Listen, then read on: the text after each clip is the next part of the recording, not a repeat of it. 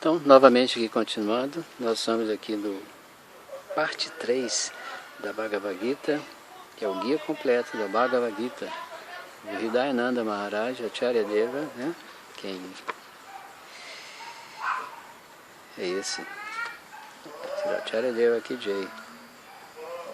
Então, parte 3, os 3 modos da natureza, Guna.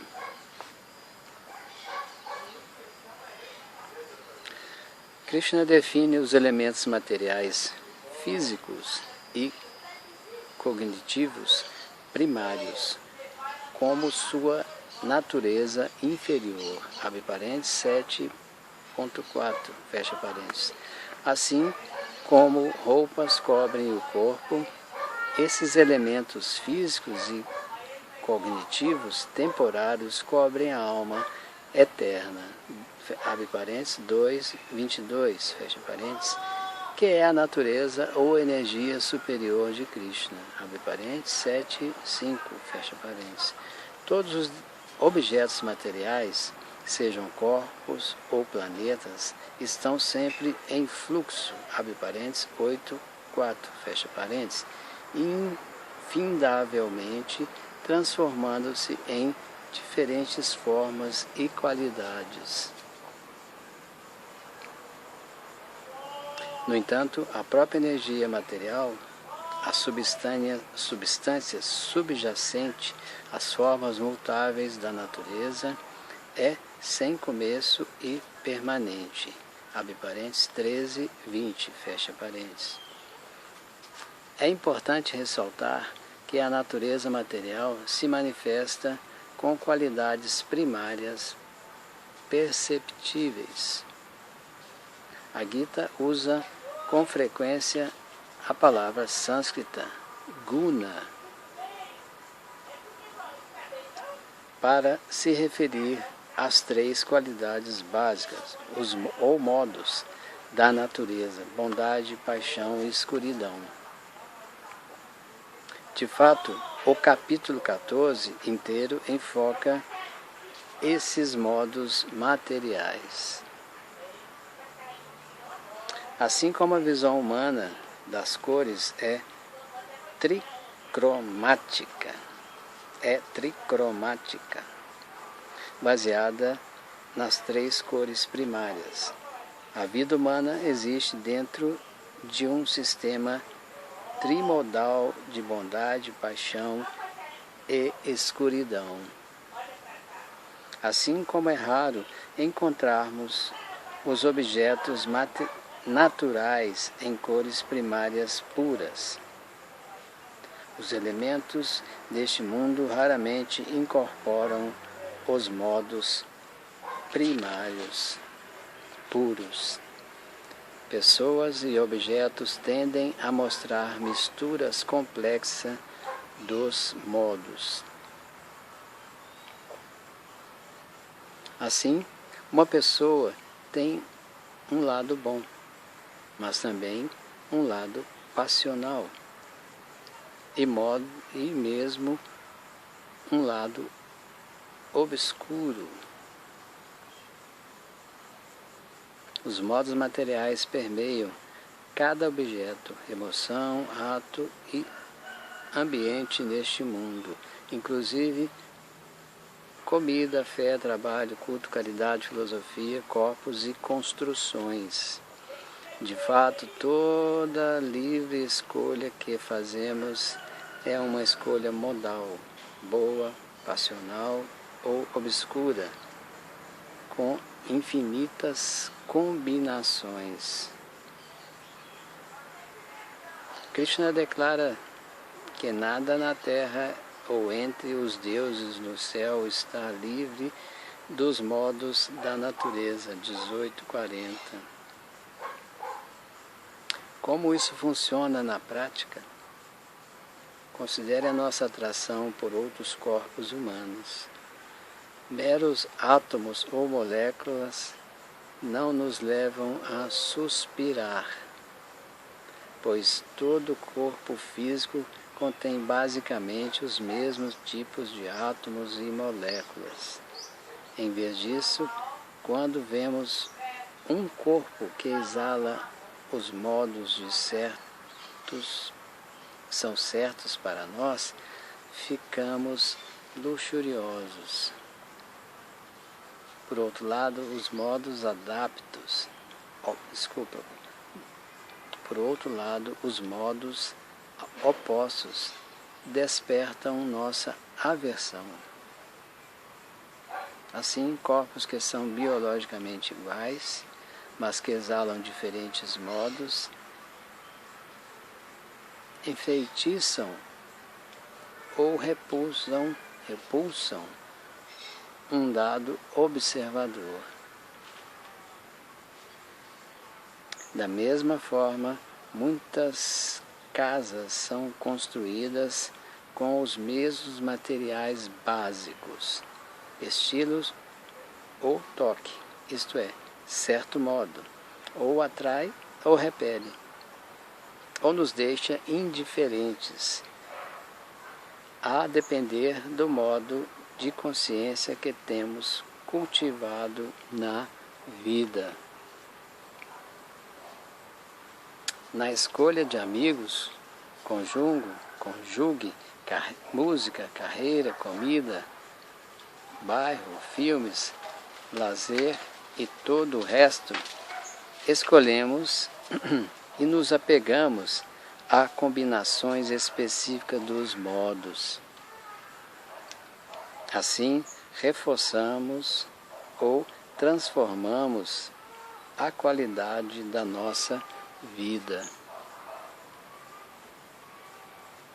Por exemplo, quando damos qualidade por uma boa causa, unicamente para ajudar os outros e sem desejo de retorno, fazemos caridade em bondade.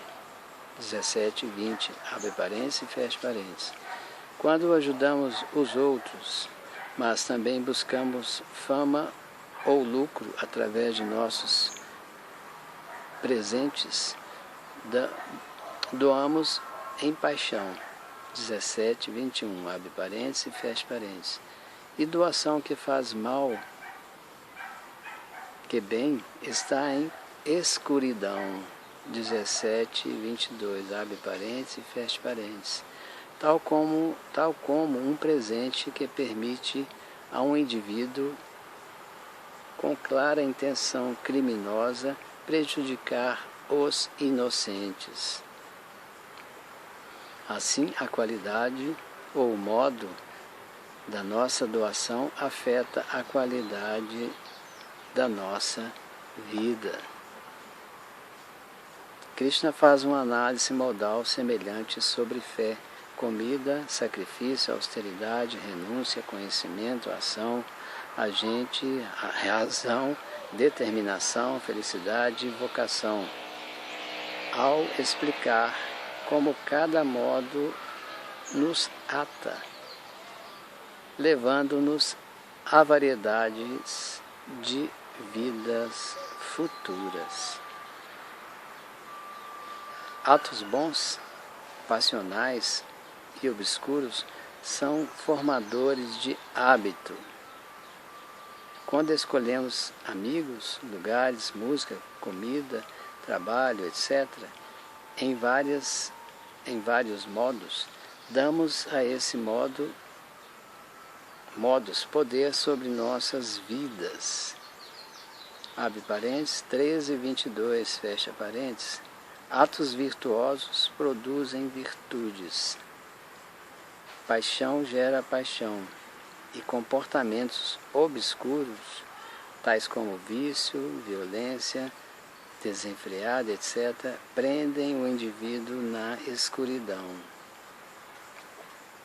Nossas escolhas dos modos também moldam nossa percepção da realidade. Assim, consciência em bondade percebe uma unidade espiritual profunda dentro de todas as diferenças de raça, gênero, espécie, etc. Abre parênteses, 13:31, 18:20, fecha parênteses. Ao passo que percepção passional vê tais diferenças como fundamentais e definitivas, sem nenhuma unidade última. 18, 21, abre parênteses, fecha parênteses. Por fim, cognição em escuridão não vê absolutamente verdade alguma no mundo e carece de qualquer poder de pensamento abstrato. Abre parênteses, 18, 22, fecha parênteses.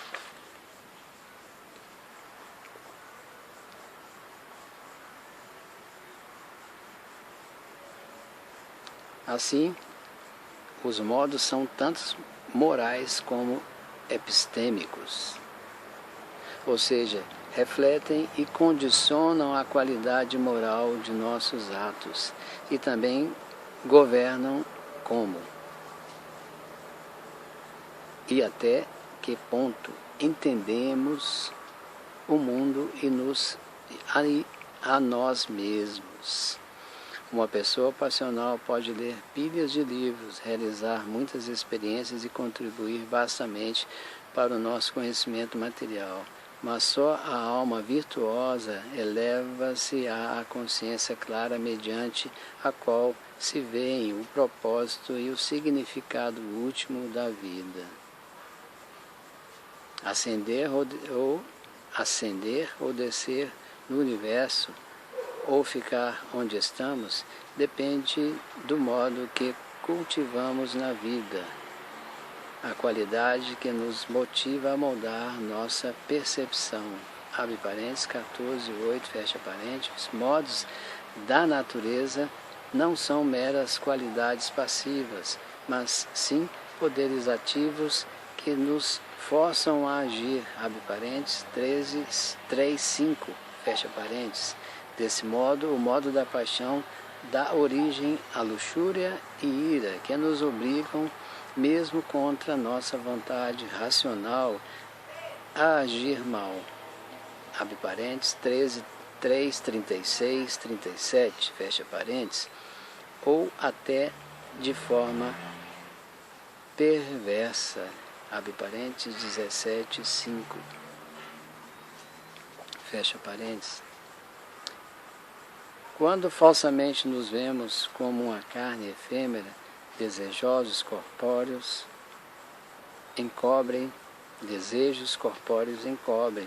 nossa cognição pura. Abre parênteses, 3, 39, fecha parênteses. Assim como a fumaça cobre o fogo, a poeira cobre o espelho, ou o útero cobre um embrião. Abre parênteses, 3, 38, fecha parênteses. De fato, luxúria, ira e cobiça são, abre aspas, portões de entrada para a escuridão, os quais arruinam a alma, fecha aspas, abre parênteses, 16, 21, 22, fecha parênteses. Quando tentamos desfrutar dos modos da natureza e nos aferramos a eles, nascemos em ventres bons ou maus, de acordo com a qualidade de nossos atos e escolhas. Abre parênteses, 13, 22, fecha parênteses. Por nos condicionar a agir materialmente, os modos atuam-nos a este mundo, atam-nos a este mundo. Abre parênteses, 14, 5, fecha parênteses. Bondade, por exemplo, promove alegria e sabedoria mundanas, mas uma pessoa boa se apega a elas. Abre parênteses, 14, 6, fecha parênteses. E desse modo não pode transcender a bondade temporária para alcançar a vida eterna.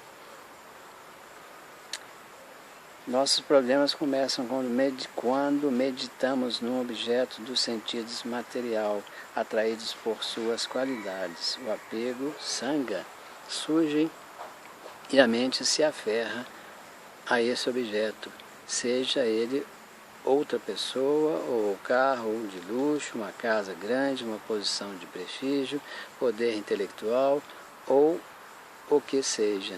Se continuarmos a contemplar esse objeto, nosso apego obstinado transforma-se em anseio intensivo, kama, desejamos arduamente aquele objeto. Quando não alcançamos nosso desejo, nem obtemos um objeto de nossa luxúria, surge a ira, krodha, e mesmo quando conseguimos, a ira vem de qualquer maneira, uma vez que nenhum objeto material pode satisfazer a alma. Em casos de intenso desejo, a ira nos confunde e nós esquecemos de que é deveras importante na vida. Uma vez que nos esquecemos, perdemos a razão e nossa identidade espiritual verdadeira desaparece da mente. Krishna descreve essa sequência inteira. Abre parênteses, 6, 62, 63, fecha parênteses. Sanga, abre aspas, apego, fixação, fecha aspas, é a cola mental, que nos prende aos objetos que incorporam este ou aquele modo. Assim, circulamos através de corpos elevados e inferiores. Abre parênteses, 13, 22, fecha parênteses. Talvez alguém conclua que a alma impelida pelos modos não tem livre-arbítrio, mas, na verdade, os modos só agem sobre nós e até que ponto tentamos explorá-los. Considere esse exemplo. Uma vez que compramos um bilhete, embarcamos num voo comercial e decolamos. Devemos aceitar a consequência do nosso ato. Temos que voar para o nosso destino. No entanto, mesmo a bordo do avião, ainda temos o livre-arbítrio. Podemos conversar, dormir, assistir um filme ou até mesmo causar uma perturbação que resultará em dificuldades ilegais. A palavra sânscrita vasa significa controle. E o oposto é avasa, significa sem controle. Contra o desejo ou vontade do indivíduo. Fecha parênteses, fecha aspas. Repetidamente, Krishna usa essa palavra avasa para mostrar que nossas tentativas de explorar a natureza nos levam a ficar impotentes sob o controle da natureza. Por outro lado, pela prática espiritual, o indivíduo atinge controle real sobre sua vida. Da mesma forma, a lei aprisiona precisamente aquela pessoa que tenta viver acima da lei. Aquele que obedece à lei justa vive em liberdade.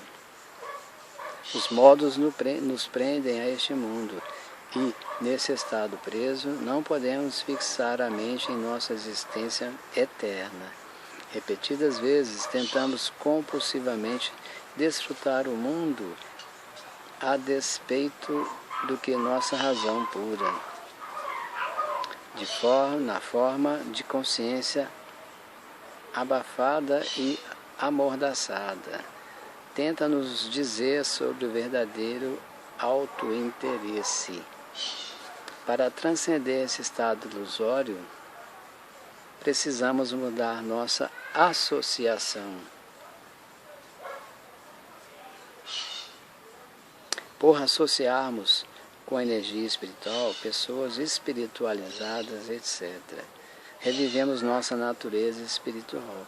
Então, fácil, espontâneo e naturalmente, agimos para o nosso auto-interesse mais elevado. Temos sim livre-arbítrio, mas não podemos evitar as consequências de nossas escolhas. O sistema cósmico que responde a nossas escolhas dos modos e distribui suas consequências chama-se karma. Muito bem, terminou aqui a parte 3, os 3 modos da natureza, que são os gunas, né? Então, é isso aí. Depois a gente nós vamos dar sequência, né, que vai entrar na parte 4, ok? Então, Hare Krishna, bom dia.